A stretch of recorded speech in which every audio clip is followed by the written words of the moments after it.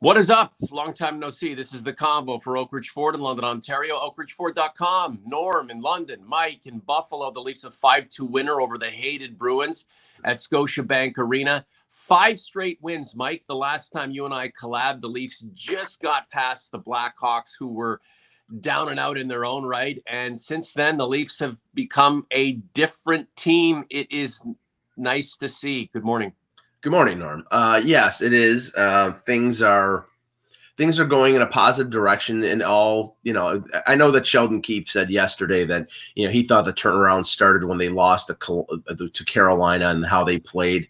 I didn't think they played particularly well in that game, but they were down 2-0 to Chicago and then won that game. And I think the schedule helped them because they played Chicago and a young Detroit team, and that enabled them to sort of gain a little momentum and confidence. And then a Vegas team, which I heard Mike Zeisberger from NHL.com call them the Henderson Silver Knights because they were without Pacioretty and Stone. But you got to beat the team in front of you, and they lost to Scranton Wilkes-Barre 7-1. So it's nice that they can beat an AHL team, but that enabled them to sort of build some momentum. But the game against Tampa was Jack Campbell, and we'll talk about him in a little while, and the momentum that he created by some saves in the third period and then a late rally. But yesterday was probably their most complete game. Even though they fell behind 1-0 to the Bruins, after that, they really took it to them. They really dominated them. They got the 2 goals from Matthews in the second period. They lengthened their lead. They were physical. Muzzin was laying out people. Michael Bunting was being his annoying self, which I think what he brings is essential to this team. And the core guys are scoring, and that's that's the winning formula here. Good goaltending, a little physicality, and your skill guys filling the net, and they have been over the last few weeks. This is the Convo for Oak Ridge Ford in London, Ontario. Norm and Mike, we're about 10 subscribers away from, I believe, 3,200. Pretty modest, but if you are listening and you are a supporter of the project and you haven't hit the sub button on our YouTube channel, go ahead and do that right now. So this rise isn't necessarily by chance. It's one opportunity at a time. Mm-hmm. They gut it out against the Hawks and then find a way to do it against Detroit. One opportunity begets the next. Mm-hmm. And the wheels start to spin in a positive direction with lots of pace, vigor, and direction and focus. And here we are. Now the Leafs have a goal differential of even. And it looks like the team that we saw play on many a night last season and the team we expected to show up at the beginning of this season. It hasn't taken too long to get here. My expectation now, Mike, is that, we see more goals for than goals against. There will be some slumps along the way, and there will be some calls for heads at different points throughout this season. However, I'm feeling a lot more content about what I'm witnessing. And, I don't want to put the cart before the horse, but I feel like the Leafs have leveled back out to where they should be. Well, and we said this in combos while they were struggling, and I wrote about it on Hockey Buzz, that the slump that they had, the 4-game losing streak, was directly correlated to the core group not scoring. And, it's not exactly a revelation. Oh, if they score, then they're going to win. But, this team, needs Austin Matthews and Mitch Marner to be the top 10 NHL scorers that they are. And early in the season, obviously Matthews was recovering from, was just coming back from the wrist surgery. And Marner was sort of in that post-Montreal playoff funk. And I think people were on his case about, not scoring goals. To a lesser extent, I mean, Nylander started off pretty decently, and Tavares struggled a little, but he was at least, he potted a goal or two there. But then it all really came together, and they all got off the schneid. And it's funny when your best guys score, how it's the deodorant for most other things, and it covers up a lot of ills. And for the regular season, that's what they need. And if you look, Marner now 12 points in the last 5 games. He had 4 points last night. Matthews believe he has 4 goals. Tavares has 5 or 6.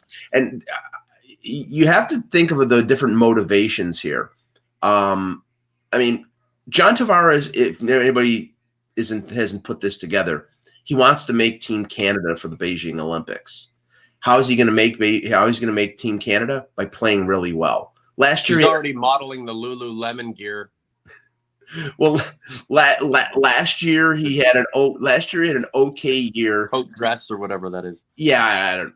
Last year he had an okay year, but an okay year is not going to get him on Team Canada. So I think if he has a really good year and since he's an alumnus in 2014, I think he's got an opportunity because he can play wing, he can play center. I think that's Does Marner make that team? Yes. You very McDavid? Very very possibly the 5 core guys for the Leafs make the Olympics. Nylander for Sweden is a definite. Matthews for the U.S. is a definite. Rielly, I think, has a good chance. So does Tavares. So does Marner for Team Canada. It was brought up yesterday by one of my fellow reporters about the way Jack Campbell is playing. We'll talk about it. Why not? But it's going to be tough for him because they have Hellebuck, Gibson, Demko. There's a lot of good American goaltenders, but the way he's playing right now, you'd have to include him. So and there's a couple other. So you could have as many as 8 Olympians playing on the Leafs or in the Leafs system because Kristen's Rubich or Rubens, I'm not sure how to pronounce it, but he's going to make Team Latvia. So it's like, so I mean that is something that these players are aiming for, and they know that the only way that they're going to make that goal is to play really well, and now a lot of them are. We're living in the moment. Norm and Mike, the Leafs 2 for 4 on the power play. It is nice to see the Leafs special teams be special. That in and of itself is a cause for real optimism, Mike. Just looking at some of the comments in the chat, it's nice that people are excited to have us back doing a collab. Look, the Leafs could win every single game the rest of the way and finish, 75-7. The real test begins when the playoffs start. Right. I would rather have this, though, Mike, where we are somewhat content and enjoying what we see than going from one tumultuous event to the next, waiting for an axe to fall, a shoe to drop, someone to be fired. Sure. All of that, Mike, is likely to take place at the end of this season if the Leafs aren't able to accomplish anything in the preseason. May as well run with the core 4 and Rielly and his big contract and Jack Campbell finding himself as a first string, and anybody else who jumps on board.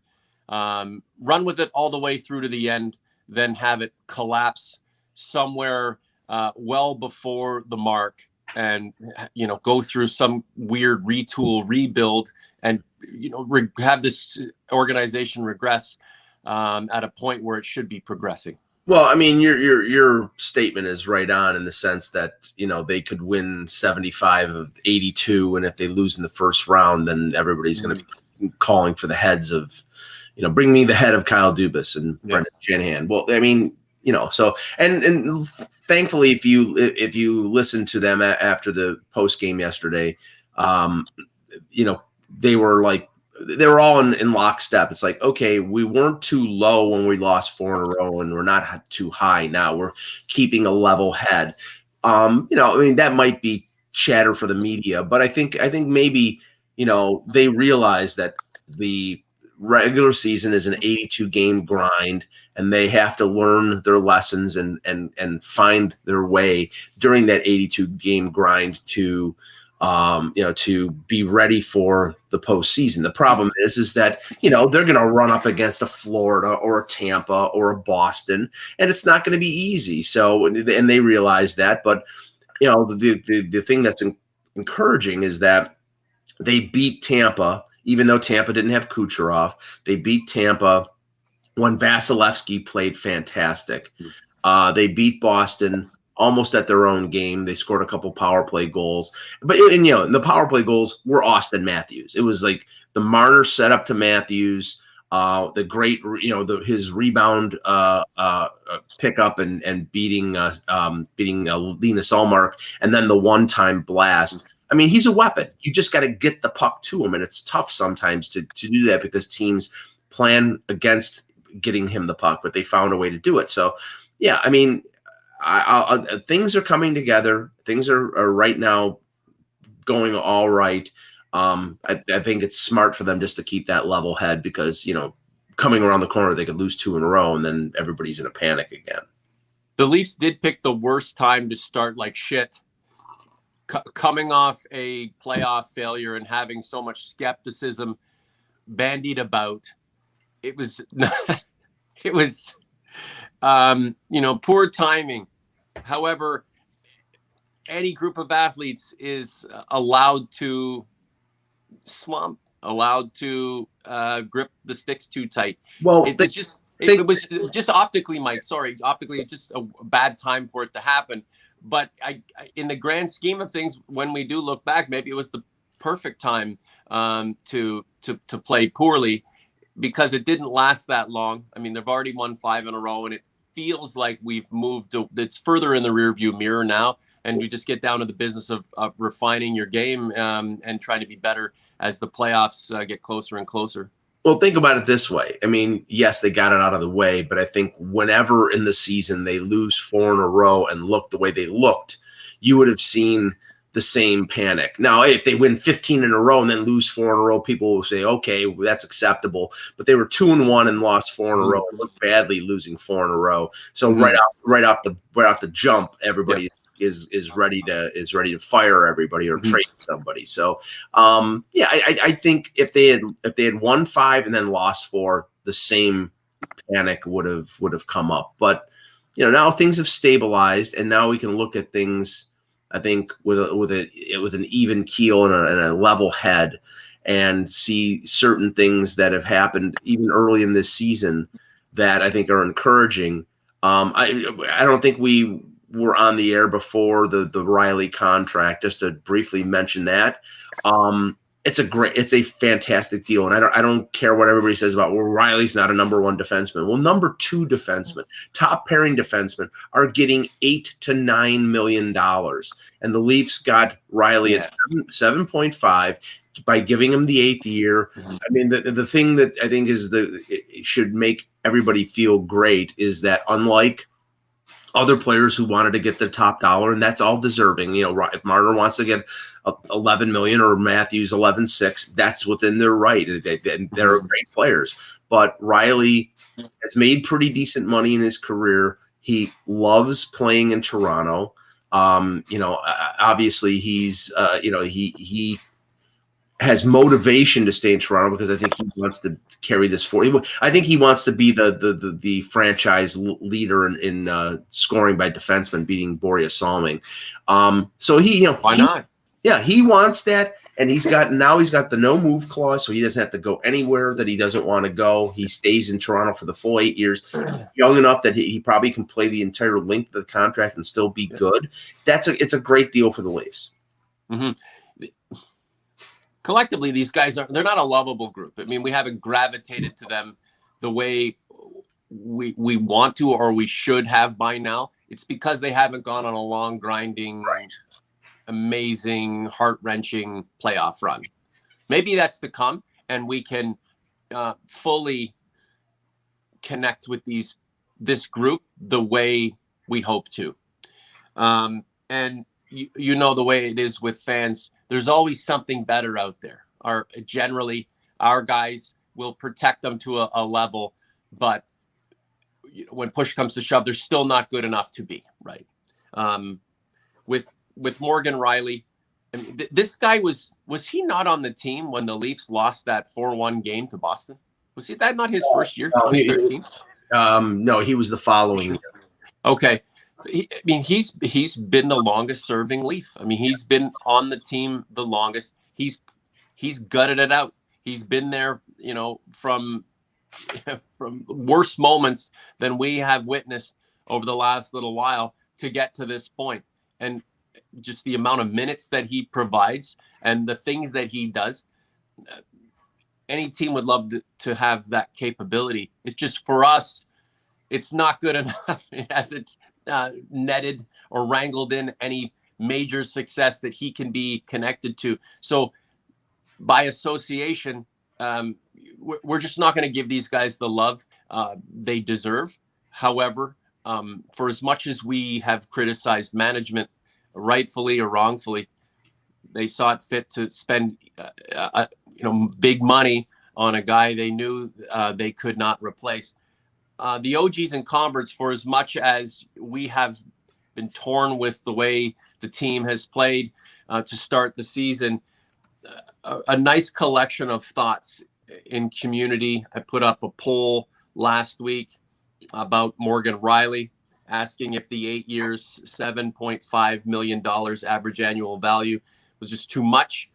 42% of 202 respondents, Mike, said sweet, good deal. Another 41% say it had to be done. So that's over 80% who, regardless of the moment, knew that this was the right move for the Maple Leafs to make. 3%, only 3% admitted that they were freaking out by it all. Yeah, now and here's again, we won't worry about this until the off season. But what this means, because you've got now the core 4 forwards making $40 million, and now Morgan Rielly going up to 7.5, something's going to have to give. If it's not the core 4, then it's probably going to be, Alex Kerfoot's going to get moved. Mm-hmm. Maybe one of the defensemen are going to get moved. They just don't have enough cap space to be able to operate. And what we're going to talk about now is Jack Campbell. Jack Campbell is a UFA at the end of this season. And, Chris is saying, get him signed now. Okay, well, and I was going to write about this probably tomorrow on Hockey Buzz. Look at the comparables of the contracts of the goaltenders who have recently signed. You're talking Sorokin. His amount starts with a 5. Elvis Merzlikins starts with a 5. Philip Grubauer, 5. Cal Peterson in Los Angeles, 5. All of them, it's at least $5 million. The term may be 3 years, 4 years, 5 years. If they're lucky, they get him in the high 4s. But and the thing that makes it, not to say worse, but they have a backup right now who hasn't been able to play because of a groin injury, who's making almost 4. So, So, are they going to trade Peter Mrazek, or are they going to be able to find somebody that they can trade Peter Mrazek to, making $3.8 million? Mike, can I ask a question? Yep. For the Leafs to sign Jack Campbell to an extension, lock him up at good money for a decent period of time, what do they have to do to clear money off the books as of right now to make sure they secure him? Nothing. He's under contract this year at $1.65 million. So if they sign him to an extension, it has no effect on the team this year. It's going to be in the summer when they have to be cap compliant, and that will mean they will have to move somebody out who's making significant money, because now you've added. They had $13 million in cap space going into the summer. That was cut in half, more than half, by Rielly signing. So now, if you sign Campbell, you can't go into a summer with $2 million or $3 million in cap space. You could basically say goodbye to Ilya Mikheyev. You probably are going to have to move out, like I said, Kerfoot or Ritchie or some of these other players. So I'm saying they're going to have to make room. JB, Mikheyev back in 3 weeks, Dermott gone, Hall gone, Engvall gone, then trade for Las Vegas this week.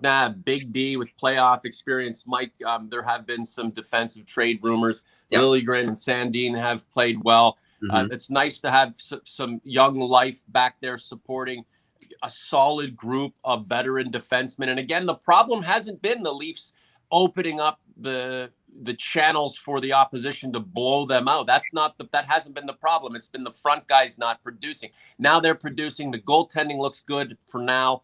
The defense has been great. The young guys are supporting. However, you can never have enough defense. Well, I have to say that the smart thing that the Leafs have done is put Sandin and Liljegren together. Yes, Starbucks. $8. No, Jesus. it's five something. Uh-oh. For what? You find something US? No, five something Canadian, which means it's probably like $3 American or Right. less. But one of them's good for the day as opposed to the other place here. Yes. There's the caffeine content's just not enough. Anyway, continue on. Sorry. So the smart thing was putting Sandin and Liljegren together. They played together with the Marlies at some point. They're both Swedes, so communicate. You know, they played internationally. I don't know if they played together, but they I think their games complement each other. They're friends. So it was smart that, Sandin, who's a little more settled into his NHL career, and Liljegren, who's really been spotted over the last couple of years. He's only played because of injury.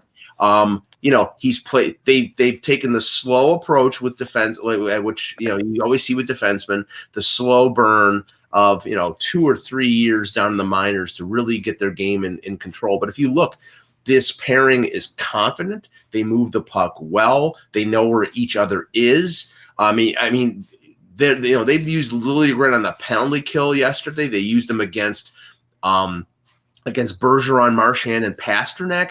I mean, there's no fear right now because they're playing really well, and that gives this team a bunch of options. Because now the nice thing is they really haven't established themselves in their career, and both are restricted free agents at the end of this year. So they're not going to get big money. They're probably going to get bridge deals, which is going to be keep their costs down.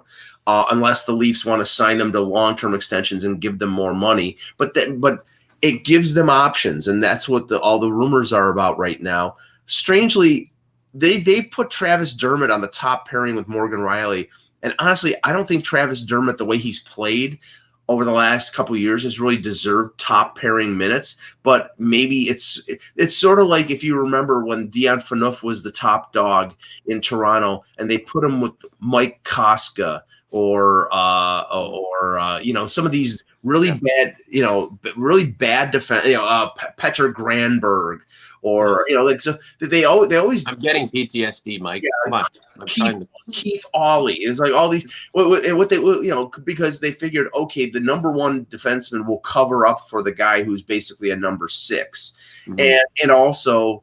Justin Hall was not playing well, and I think they wanted to stabilize Jake Muzzin by TJ Brody with him, and that's been a really effective pairing. But I don't know whether the Dermott move is a showcase of Dermott, or if because you're not going to get the value for Justin Hall if you're sitting him all the time. I think they just want to sort of reset his brain and maybe. Yeah. Boost the confidence of Dermott. And I just have to mention JB in the chat. Vegas is not trading Braden McNabb for one reason. They want to win the Stanley Cup. When everybody comes back this year, Pacioretty, Stone, Carlson, and now they traded for Eichel, they make the playoffs. They're going to be a Stanley Cup contender. They're not trading a guy who's a veteran defenseman. Not a chance. Yeah, look, there's a hierarchy among the defensive group. We realize that, and there are fans right now who think, well, Sandin's better than Rielly and Liljegren's better than Rielly. Get rid of Rielly. Come on now, you're not winning anything with having a good core group of dudes and having them supplanted by two guys who are younger and who may have better potential long term. You need the entire group. Right? You're going to have different layers of player. The guys who've been around a long time, the secondary support guys, and the kids coming in, and that's all nice to see. With Travis Dermott, whether they're showcasing him or not, they need him to produce. They need him to be stable. They need him to be a professional. And out of necessity, maybe working with somebody like Morgan Rielly helps his confidence. And Rielly's the kind of guy who would play with you or I. As his defensive partner. Wow. So but Mike, look at it. You want to make that kind of money. You want to be the next Borje Salming. You want to hoist the cup. Be the guy who helps to do it. You roll up your sleeves and go to work. He shows that every night with the amount of minutes he plays. He takes a lot of criticism, takes a lot of heat. So whoever he has to play with, he'll play with. And the Leafs, the Leafs have to get the most and the best out of what they've got in this moment. The team as a whole is, in terms of top talent, is nearly there. At some point, you'll exchange a couple of guys, and maybe Dermott is one of those guys. Perhaps Hall is one of those guys. But in the meantime, you really can't be throwing these dudes to the wolves. You need them to contribute for as long as they can. And if Kyle Dubas thinks that he can swing a deal, moving one of these cats out for something he believes is a better fit, then we'll get to that point. Or to recoup draft picks, because they only have 3 draft picks next year. Yeah, and this is the thing. It's like, right now, Justin Hall and Dermott are under contract for 1 more year. Yeah. So trading one of them means clearing money to re-sign Liljegren and re-sign Sandin. Muzzin and TJ Brody have 2 years left in their contracts. More than likely, what you're going to see after this year, what you're going to see is Liljegren and Sandin, unless they want to sign them long-term, Liljegren and Sandin will sign 2-year deals. And then once Muzzin and Brody are, their contracts are up, then the money will go to Liljegren and Sandin if they continue on the path that they're going. I mean, this is what Kyle Dubas has, and any NHL general manager has to do. They have to figure out and plot where things are going in terms of the money that's going to be available for them to offer their players. So, I mean, right now they're concerned with this year and this year only, but they also have to be concerned with the years going forward. Veets, morning from Vito, not in a Woodabridge, but Mark, yes, yes, the great Vito from Woodbridge. Yes, we remember. You know him, don't you? I knew him from the radio. I didn't know him. So, well, it's nice, Veets. It's nice that you connect with us the same way you connected with Mike and Andy Frost and the post game on 640. Mike, those were the days. I would love for somebody who was connected with Chorus to release the tapes and put them on YouTube so we can just reminisce, man. Those were the days. I'll let you in on a little something, and someday I may do it. I have saved, I would say, about 100 of my phone calls. Because Michael. Yes. An audiobook. Yeah. No, I've saved about 100 of my phone calls to either Leafs Lunch with Jeff Merrick and Bill Waters, or the Andy Frost Leaf Talk, or After the Horn, or whatever it was called, the post-game show. It had various incarnations, but I saved them because they were on the web, they were on the 640 website. Like, you were the first dark guy. No, don't insult me. Jesus. You were the first. Yeah, no, I'm not smoking Marlboros in the stands at the Cap Center. Oh my gosh! Dark guys. Oh my. But I'm just saying, please. I'm like, I work my place. I didn't give it to me on a silver platter. Oh, ouch. Oh, this is the Convo for Oak Ridge Ford in London, Ontario. OakRidgeFord.com. 0% on Escape and Edge. We have F-150s on the lot. If you drive and don't Uber everywhere, or ride a unicycle, or take public transit, all of which are good methods of transport. However, if you do operate a vehicle and you're looking for a truck, I can certainly help you out. You can get at me at I'm Norman James on Twitter.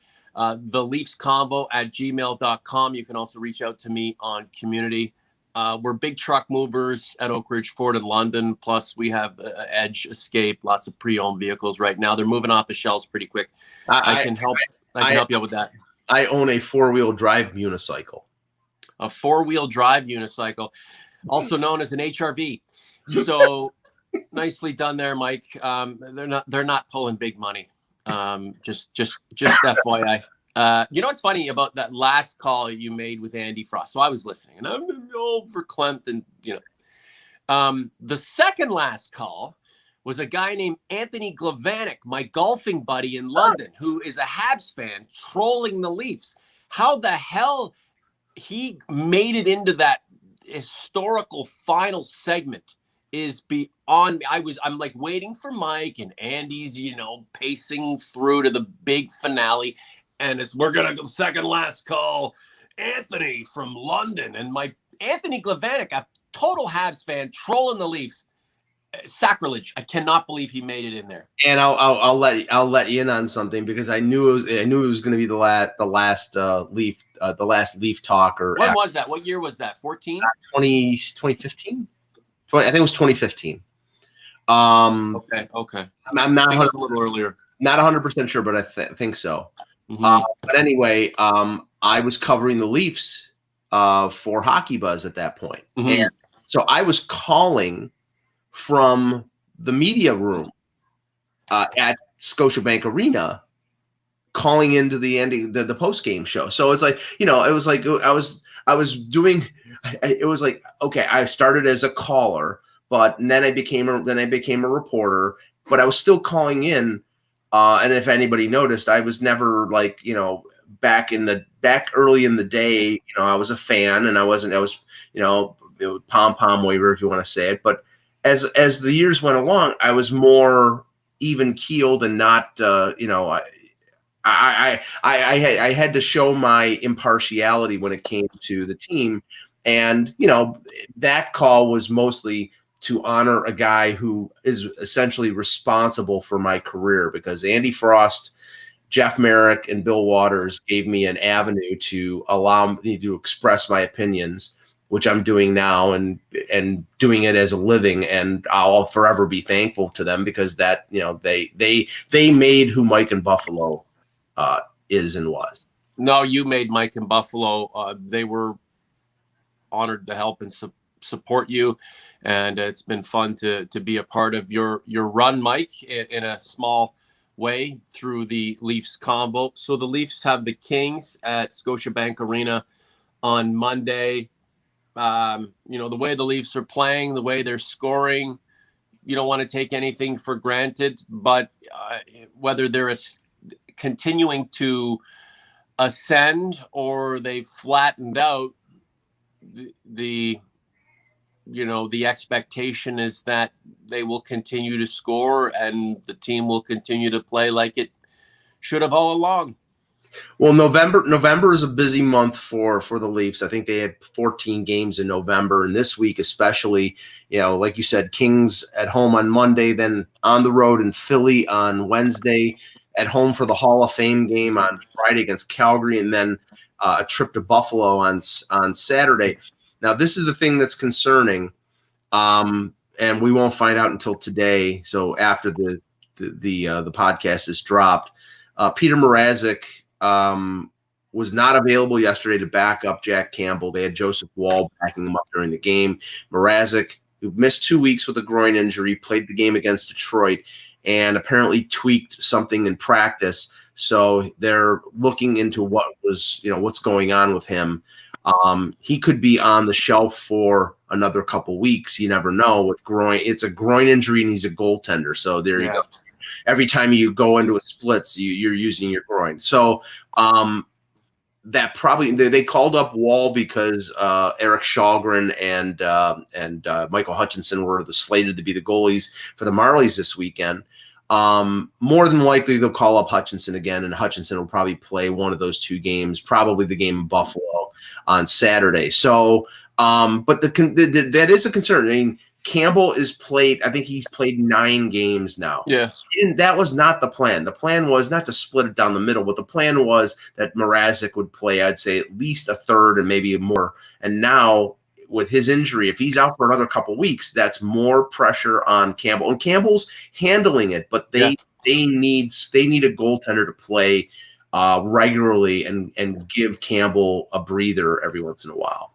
But the Leafs aren't designed like the Habs were, with Carey Price being the focus. He's the guy who will take you there. He's the guy who will prevent you from getting there. It's the core four are the ones who will drag this team through. Jack Campbell, the way he's playing right now is, perfect support for these cats. But if it is Hutchinson, if it's somebody else they have to bring in or acquire temporarily to help out a little bit, if the core four is scoring and the defensive group is playing professional hockey and has, is able to be as cohesive a unit as it's been for the better part of a season. Right. I'm not saying the Leafs can win a Stanley Cup with a goaltending situation in question, but they can continue to push forward because, again, you could have a goaltender stand on his head. If nobody's scoring, the Leafs won't get anywhere. You can depend on Michael Hutchinson. I see some of the chatter in the chat room regarding Hutchinson and how badly he played in the one of the games. You can depend on Michael Hutchinson to give you an average performance. If you're expecting to save your bacon, then you're going to lose. But if you need him to make the regular save, he can do that. He can beat the Buffalo Sabres. The Buffalo Sabres are terrible, but as we've known over our history, Norm, even when the Buffalo Sabres suck, they beat the Leafs in Buffalo. So, anyway. Yeah. I don't know. Like, we're living in the moment, right? Yes. 2 weeks ago, it was a disaster. And then we did the midweek show after a win and allowed us to, refrain from hitting the implosion button. And here we are now, 5 wins later. There's a little bit more breathing room. We feel a little more content. Things seem to be getting back to normal. So in the moment, no real reason to freak out about anything. Let's just enjoy what we've seen and expect to witness more, because Matthews, Marner, Tavares, and Nylander all look like the players that they once were and need to continue to be for the Leafs to carve out a decent season and situate themselves for playoff success. Like, that's pretty much where we are right now. And, I do hear people rip on the support Dermott's and the Hutchinsons, and they're brutal and garbage and all these support guys. They're not the guys who are going to make this team successful. The big four, when they play like shit, they should hear it. Those are the guys that you should rip on.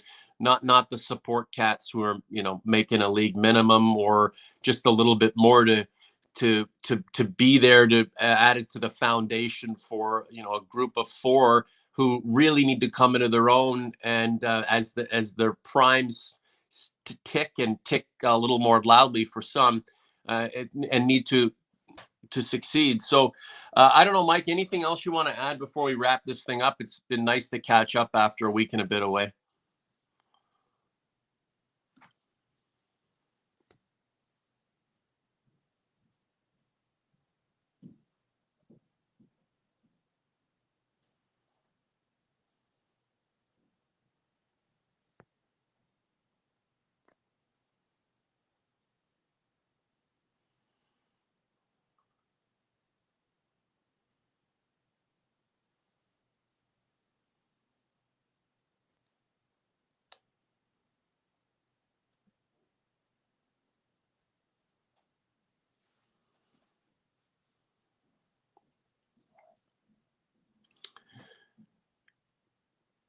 Yeah, Mike, I think I've lost it. I muted myself by accident. Sorry. I'm like, what happened?